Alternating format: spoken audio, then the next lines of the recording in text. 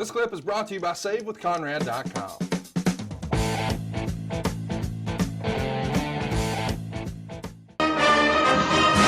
I guess I got to turn my thing down. Yeah, turn your thing down. So it says USO tour here, and we see Hulk signing Hulk missile and autographing at Hulkster. Is this at an Air Force base? What do you think this is here? God, he did stuff he did Walter Reed, he did shit all over the place. He was doing the whole USO tour gig during this time. Army bases, Air Force bases, you name it. It's pretty crazy that you guys have doubled down on this way, and he's making all of those appearances. Oh, we got to listen to this.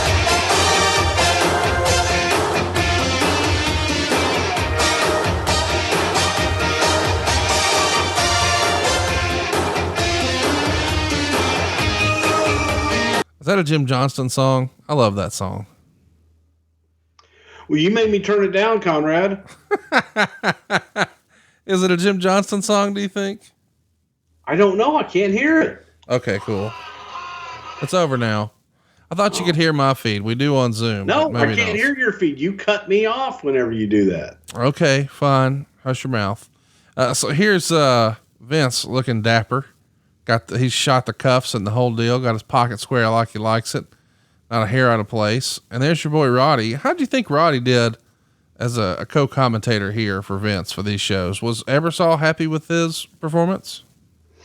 Look, everybody loved Jesse. Everybody was used to Jesse, and I think there was a comfort with Jesse at the time, before this, and there just was that level of everybody compared, no matter who you put in that role, they compared him to Jesse Ventura.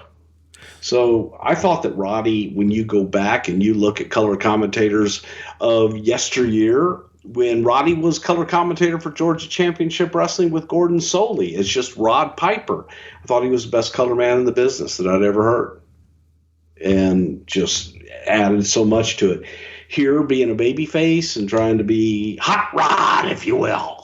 I don't know that he was as good as the heel, just kind of laid back, not having an issue with anybody, Hot Rod. Meltzer was pretty critical. Oh, here we go. Look at that shot. Tell me how you describe that shot. Do you have I've heard people say, oh, that's the hero shot, or that's this shot or that shot. But when you're shooting a heel really low from behind internally, is there a name for that? No, when you shoot them real low from the front, that's an Andre shot. Oh, there you go.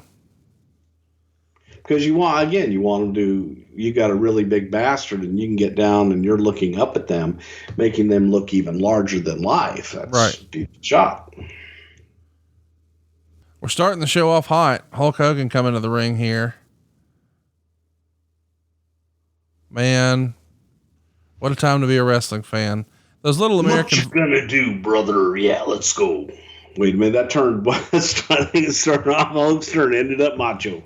Yeah, first part Hulkster, last part Macho. Passing out the American flags, those little baby American flags to the crowd. Really, really nice touch. Good for y'all. Well, we're in goddamn America. Okay, you don't have to cuss it. Well, I ain't cussing it. It's just goddamn America. All right. I'm proud to be an American. Or at least I know I'm free. Hey, so Meltzer says that you guys came under some criticism for doing the USO tour, and allegedly you had some folks respond to that criticism by saying it wasn't done for promotion or PR. It was legitimately the company trying to give back. And then of course we opened with a package of Hulk doing exactly that. In hindsight, should that have been criticized, or are people just, again, shitface is going to criticize any and everything that is done, and try to put some kind of negative spin on it. I'm sure that all of the tribute to the troops, I'm sure that he'll find something to criticize, when in reality, he has no clue the amount of commitment and what we've done for the military throughout the years, and that it's done to give back to the people that keep us safe over here. So fuck Dave Meltzer for his fucking shit comments, and go fuck himself. That I mean deeply from the heart, that kind of shit, because he has no clue No idea. WWF spokesman Steve Planamenta issued a news release pointing out that Hulk Hogan, by visiting several military bases, quote, is doing his part to ensure that morale remains high among family members of military personnel in the Persian Gulf, end quote. The fact that Hulk is still holding up signs proclaiming Saddam and Slaughter will both surrender, end quote, and that Hogan's opponent at WrestleMania just happens to wave the enemy's flag is purely a coincidence. Of course, Hulk is making this tour because he's a very nice man. If it happens to sell tickets to WrestleMania, that's just something the WWF will have to learn to live with. So heavy sarcasm here from Mr. Meltzer. We should also mention that in this era, the other channel had a Clash of the Champions, and Dusty Rhodes gave a big speech, and he was critical of that as well. I don't know, man. In hindsight, it feels like everybody who had an opinion in the wrestling business was anti this whole angle or storyline. Well, it sounds like Meltzer's anti-American. By his comments, it sounds like he's just anti-American and anti-military and anti-supporting his country. That's what it sounds like to me with his comments. It's interesting on this show. You don't mention where you're from on the show. So you don't say, we're here live in Macon, Georgia. Is that perceived as being small time, do you think? I mean, if you're in Chicago or LA or New York, you certainly mention it, but there's no, we're here in Macon, Georgia. Well, we're here in the South. Yeah, that's true. The South is bigger. It is. Yeah. God bless the South. Let's talk about something in Variety magazine. I know you're going to get pissed off here, but this is the reason I wanted to do this topic.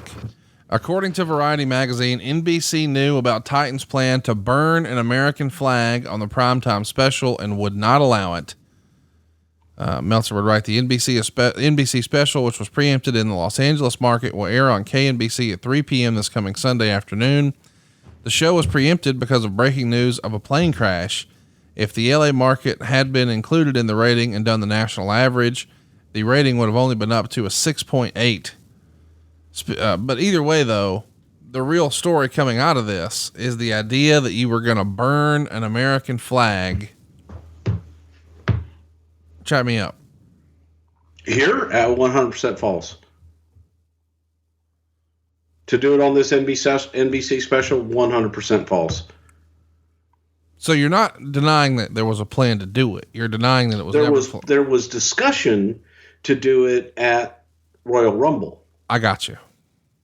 There was never discussion, and there was no plan at all to do it on NBC in any way, shape, or form. That's just made up horseshit that, people reading the dirt rags and the made up bullshit, just saying that, oh, I heard they were going to do this, or I heard they were going to do that. There was a lot of discussion about doing it because it was legal. And as I've stated before, it was Jesse Ventura who came to us with the idea that said, hey, it's legal to burn the flag.